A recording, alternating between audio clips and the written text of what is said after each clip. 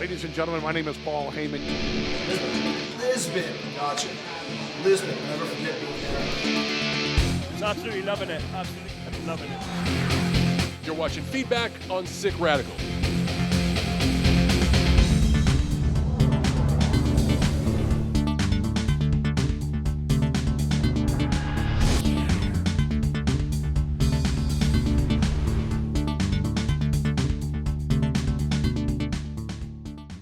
E estamos aqui preparadíssimos para começar o Media Day no Orange County Convention Center, em paralelo com o WrestleMania Access, onde esperam nomes como o Seth Rollins, Dean Ambrose e, obviamente, muitos mais que vão estar aqui. Alguns vão estar a dar entrevistas para a rádio, outros vão estar aqui presentes, por isso vamos falar com alguns deles. So Daniel, how can you talk about the last few years for you in the WWE? In one word, what would you say about them? Weird. Weird, yeah. You have been through NXT, and you have been through the inception of NXT, even before it was the format that we know now. Put us through the process from your standpoint. Okay, so it's weird because I got hired, I got put on the NXT show, they're like, oh, he's a rookie and all that kind of stuff. And I was like, okay, I'll make the most of this. Then I got fired, then I got brought back. Then they weren't doing much with me. And then I won a title. And then I lost in 18 seconds at WrestleMania. And then everybody started yesing like crazy. And then I main evented WrestleMania. Then I got hurt. And now I'm the general manager. So, Dean, how has it been for you? You started with The Shield in WWE. How has that changed your career? Yeah, it's been a long, wild ride, man. You know, we came in as The Shield, and, kind of tried to take over the house.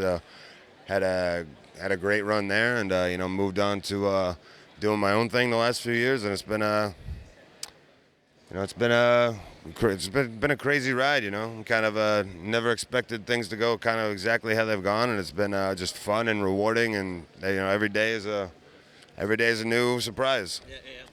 Your character changed a lot from the time that you were in The Shield to now. It just seems like back then you were like the controlling, kind of the mastermind on set of The Shield, and now you're just your own. Does that relate more to your personality?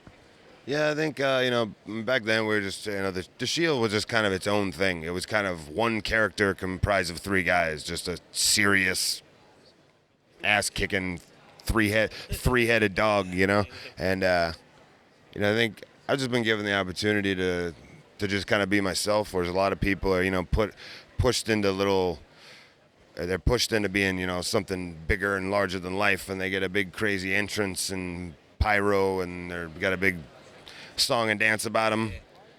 And, I think people have been able to relate to me just because I am more relatable, because I try to be as plain and simple as possible. I think a lot of people look at me and just go like, oh, I know a guy like that who works with me or whatever. So, I think that's been the opportunity for me. You have been with other companies as well before you came to WWE, and how has your experience been so far? Oh, I love it here. I mean, it's the pinnacle, and it's a huge production that a lot of people work very hard to keep going. Behind the scenes as well, not just obviously the talent in front of the camera, but behind the scenes, there's so many people that work hard to make this thing all go. You've had a very prominent role in the Cruiserweight division and the 205. How has your experience been with that as well? It's been great. It's an opportunity for guys, 205 pounds and under to be showcased a little bit, get their name out there, get the WWE Universe familiar with them, and, I think eventually it's going to be huge. From that division, who do you see that can stand out? Well, I think a lot of guys. I think there's a lot of young guys in there that are getting their first taste of this type of this type of entertainment, So guys like Tony Nese physically are he's got great abs, but he's a great athlete, and he's got a great future ahead of him. A guy like Jack Gallagher stands out because he's such a unique character. Obviously, Neville has kind of reinvented himself, resurrected his career. And then there's one guy who stands out to me, I think, above all the rest, who I think really just has a great future, and that's Austin Aries. So this last year you have been working with Kalisto and Dolph Ziggler and even John Cena. It has been a standout year for you. You've come from NXT and now you're here. How does it feel for you, this transition? It's cool. It's Like it's been a quick year, it feels like, and I feel like there's so much more that I get to accomplish. But in such a short time, I feel like I have accomplished a lot. You know, I got to wrestle at SummerSlam against The Miz, Royal Rumble. I got to do Elimination Chamber, so it's cool that I got to be a part of all these things. But you know, I feel like it's just the beginning. And this Sunday, I get to be in the Andre the Giant Memorial Battle Royal, and I'm expecting myself to go out there. I need to win it, and I know it's going to help me, you know, advance my career into the to the next level. What are some of your favorite current NXT superstars? Oh, it's a tough one. I got No Way Jose is probably one. Ty Dillinger. Good friends of mine are Billy Kay and Peyton Royce, Asuka, of course, and Shinsuke. You know, yeah, for sure. So Shinsuke, how has it been for you to work here in America? I'm having fun. Yeah, I enjoying my life. Yeah, at the United States, at WWE, at the NXT. Yes, so far. You once had a match with Brock Lesnar at IWGP. How was that? That time I was young. Yeah, yeah. Also, he was young. Yeah. So was that a mistake because you were young? Not mistake. If we fight again, so we can provide something new or different, better one. You are not as bad as yourself right now because you have come out of the announcer's table and you finally are back in the ring. Where do you feel most comfortable? Obviously, the ring is your home, but how has your experience been in announcing?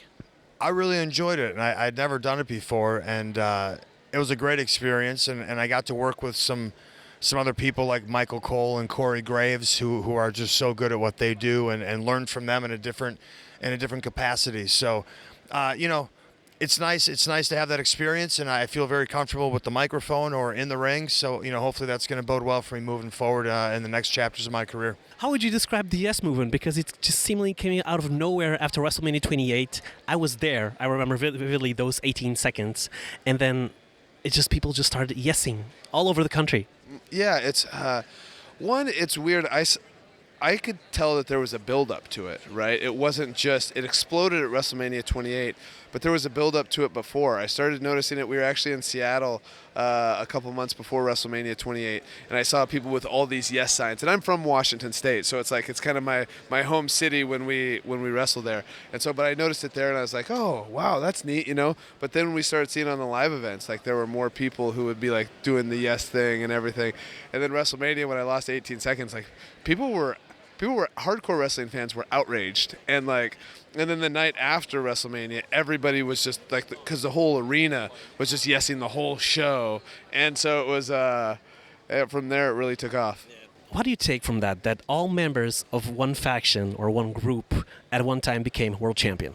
I think pretty much everybody kind of figured that would happen anyway, you know, because we were just three alpha males who were kind of in the developmental system, all different styles and types and personalities, and you know, we were able to come together and create one thing that was very special. But I think everybody kind of knew that would be a short-term thing, and then eventually we'd all kind of, you know, that the Shield was a means to an end. You know, it was to break us in the door so we could go and explore and do whatever other things we wanted to do. So, you know, that's how it's worked out. You have stated in the past that one of your favorite wrestlers is Kurt Angle, who by and large is probably one of the best wrestlers of all time. He's going to be inducted today at the Hall of Fame. How are you looking forward to that event? I'm very excited about that. I can't wait to hear his speech. You know what I mean? And I know he's one of the guys who really inspired me to, you know, jump out and try to become a WWE superstar. So I'm excited to see him, and it's much deserved, and I'm very excited for him. Hey, how are you? Good. Are you good? All right, let me just frame you right. What is Spanish? Portugal. Portugal? Portugal, yes. Oh, eu falo português. Oh, then we're going to use that. Eu falo pouco. Bom dia, muito obrigado. Eu gosto muito a vocês pessoas. Eu quero falar muito português. Eu falo um pouco. Muito obrigado e bom dia a todos vocês. Hello, Portugal. You're watching Feedback? You're watching Feedback. You are watching? Okay, good. And I'm here on Feedback on SIC Radical. On SIC Radical. On SIC Radical. You are watching the Feedback and SIC Radical. Say please and thank you. We're not doing that enough over here in the United States, so please keep the manners going.